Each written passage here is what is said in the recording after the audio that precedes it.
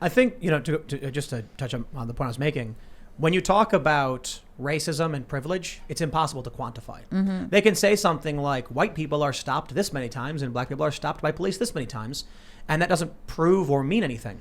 You'll hear from the left, they say that's proof of racism, and then you'll hear from the right, that's proof they're committing more crimes. Right. So it is interesting because simply by nature of getting arrested does not mean that black people are committing more crimes. However, it also doesn't mean that cops are being more racist. It's what's the determination? So the left chooses what they want to believe, cites the data, and claims the data is true based on their personal argument about it. And I think that happens a lot with data. I think data can be used to prove whatever it is that you want it to tell you. John McWhorter talks about this. He talks about how the difference in percentage is very similar to the difference in percentage of poverty. The difference in percentage of crimes committed is very similar to, it's like the same percentage. I think he said it was 2.5%. Interesting. And he's a fascinating thinker as well. But I think that that's a big part of the problem is people just use the data to construct a narrative that they then support with everything else that they're doing, decide that those are facts, and then perpetrate them. I see that a lot in the climate science arguments when it's like saying there are 6 sandwiches and you eat 1 sandwich a day. In 6 days, we're not going to have any sandwiches. Right. Everybody, in 6 days, we're out. But they take no account of outside influences, that someone might bring a delivery of sandwiches, that we can figure out how to reuse the sandwich. Well, you had John Kerry recently saying that we had 9 years left until the end of the world. He said something like that. And he was parroting what AOC had said a few years back when she said there were 12 years left. And a reporter asked Jen Psaki, the White House press secretary, if there were 9 years left. And she said something like, I don't have anything else to preview for you on that. And it's like, do you really think there's 9 years left until it's the end of the world? And that is what alarmism is, right? Like, we used to use whale oil for everything. We used whale oil in lamps and to make, what was it, tallow candles? Oil. Yeah, that's Moby Dick, right? Right. Moby Dick was a book about energy consumption and harvesting energy. So we hunted whales to near extinction. That was a big problem until we found a new energy source.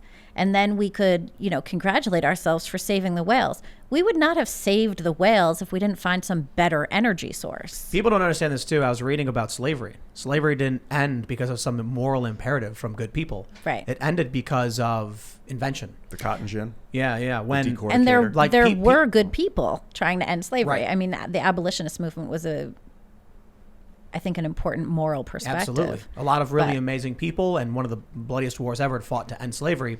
But the catalyst was, for a lot of people, they're unwilling to give up their comfort.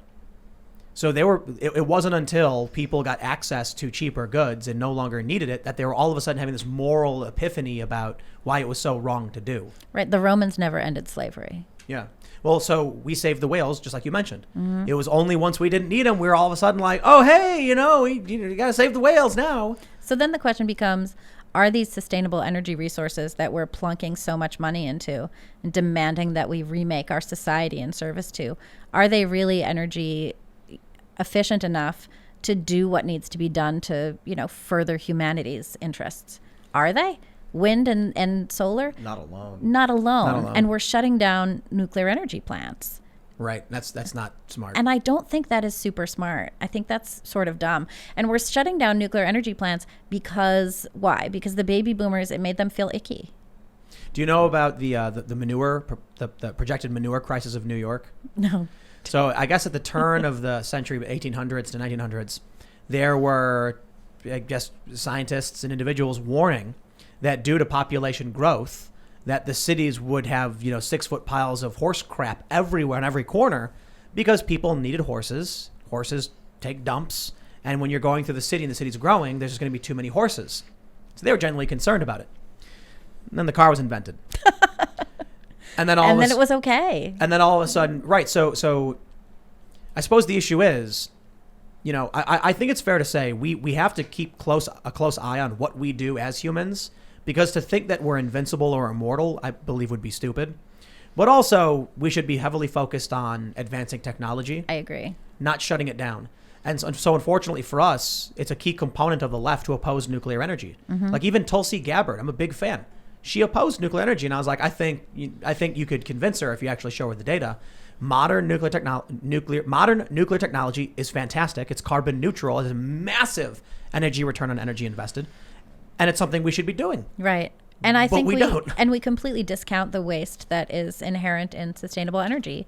Those wind turbines, they die. They can't be reused. You know, they're going to litter the landscape. The kinds of materials that are used to create solar panels, you know, what's in those things? Well, how are they constructed? I don't think we're actually considering, you know, the side effects of any of those things. We're just assuming that because it's sun and wind and those are friendly and filled with flowers, it's all okay. Have you seen the original Iron Man? No. I got to squeeze in my pop culture. Go for it. So in the original Iron Man, they have, Stark comes back from the desert. You know, he built this thing called an arc reactor. He's with Obadiah Stane, who's, spoiler alert, it's been, 13 years. He's the villain.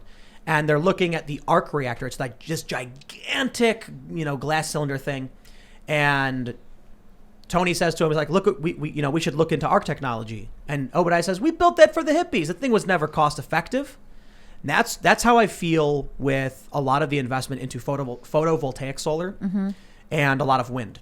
Wind can be great, but you can't use it alone. What happens when the wind is weak? What happens when you don't have battery power? So it's a good supplemental, but there has to be a strong and robust backup system. One of the problems with photovoltaic, this is solar panels. Right. Because there's also other kinds of solar energy that can be generated. So like mirrors reflecting into big vats of like salt water or something. Well, there's the passive solar versus the Right. PVs, yeah. So one of the things people don't realize about photovoltaic solar is that it's a luxury item for wealthy people. Well, it sure is. I learned this when I actually talked to a solar company, and I was like, this is going to be great. It's going to save me money, right? And they were like, no. They're like, maybe in 20 or 30 years. They're like, but the reality is people get these because it's a backup system. And I was like, what? And I was like, I thought we were getting this because it's going to reduce our energy consumption. And they were like, I mean, a little bit, but the amount of carbon and energy that is used to build these things, you're not going to get that back for a couple decades. So hopefully, we're getting better and better energy output from our photovoltaic. You could just say PVs. PVs. There we go. PV technology. It's getting better and better. And maybe we'll get to that point where it does become immediately more cost effective. But people need to understand the machines to transport wind turbines burn in carbon. And you need lots of big trucks to move these massive things. Also, we don't have enough superconductors to get this energy where it needs to go. We don't have enough, Graphene. energy storage. So even when you have PVs on your roof and everything like that, you're still sending the energy back to the grid. It's not off grid. It's just you're generating, you're like your own little power plant, generating energy and sending it back. We ended up not doing solar. I was kind of bummed. And the main reason was they were like, yeah, it's like a generator. Right. And I was like, so if I just do like a diesel generator, it's better, faster, cheaper, and I'll waste less energy because you fill up your diesel tank one time and you never use it. That's right. And then it just sits there for you. Yep. And so they were like, yeah, but maybe after 20 years. And I was like, but won't there be wear and tear after 20 years? Won't I have to deal with like getting the roof fixed, taking these things down? They're like, yeah. Yeah. And I was like, okay. Well, you don't want to put PVs on a roof that's going to need repair. Exactly. And so, they do this new thing with Tesla. It's solar shingles. Mm-hmm.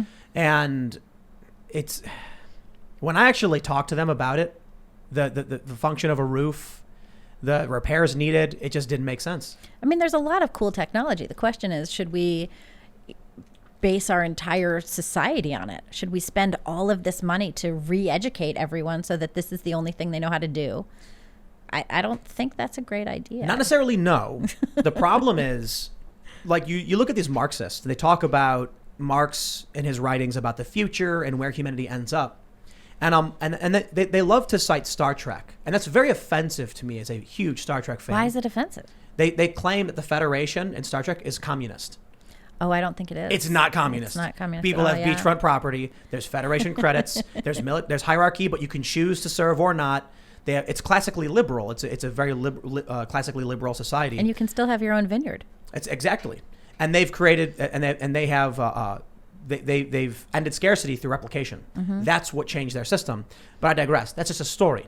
But these communists like to claim that's the future that Marx envisioned, the communist future. And I'm like, sure, maybe.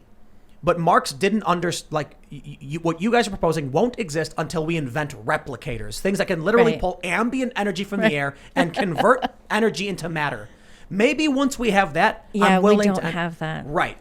And so all of these people who are talking about the future, green energy, I'm like, maybe we're just not there. Maybe we should be putting all this money into fusion technology.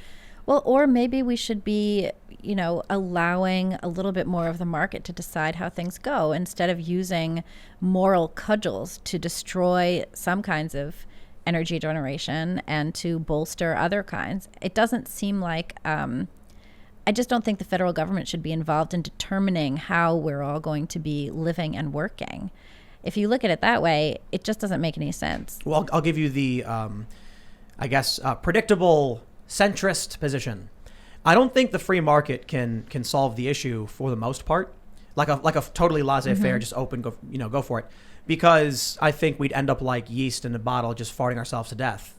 What works in the short term is, and eventually we hit a wall, and then there may be a point where we go off a cliff. However, a command economy absolutely doesn't work. Some random bureaucrat deciding we're going to build this thing makes literally no sense. Well, and it's Joe Biden and his cronies Right, deciding that we're going to do it this way. And you don't see data as to why it should be done that way. All you hear is that this is compassionate somehow. It's compassionate to the earth, or it's compassionate. Emotional manipulation for traditional libs. And I don't think that the using compassion as they're just beating us to death with our own compassion.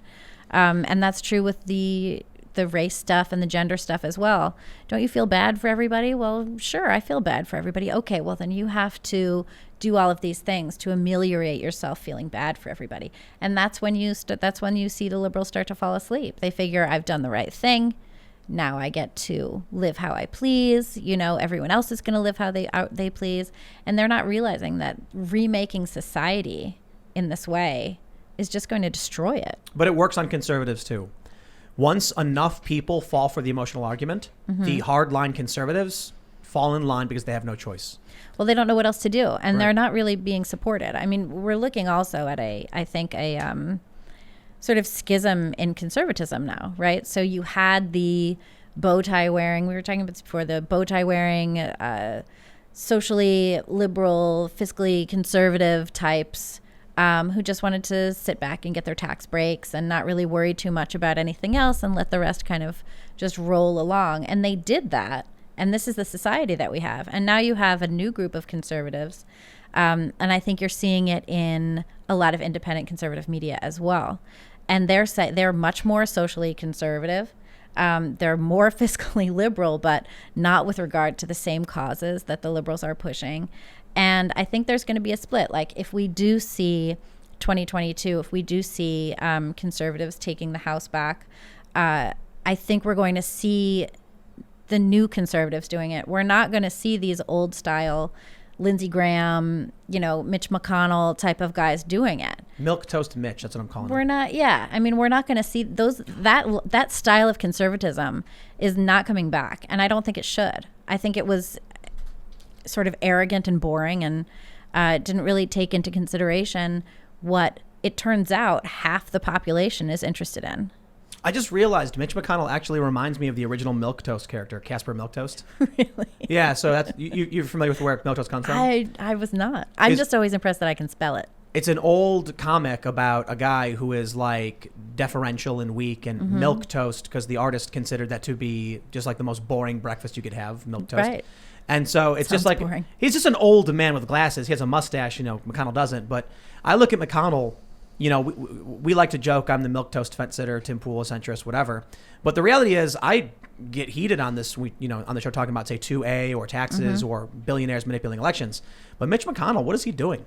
What does he ever really do? Yeah, I mean, he's trying to push back on this critical race theory thing, but I don't think he's... Only after they lose only everything? just now. Yeah, I don't think he's going to win.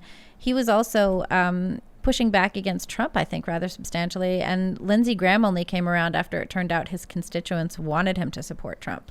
And Lindsey will walk up and high-five Kamala Harris. Well, he'll do whatever he has to do to stay in office. I think that's pretty clear. Thanks for checking out this clip from the Timcast IRL podcast. If you want to see the full show, come back to this channel, youtube.com/TimcastIRL, Monday through Friday at 8 p.m., where you can leave comments and super chat. and we actually will read your comments on the show. Don't forget to like, share, subscribe, and if you want exclusive members-only content, segments you can't get anywhere else, go to timcast.com, become a member, and we even have full bonus episodes. Thanks for hanging out, and we'll see you all next time.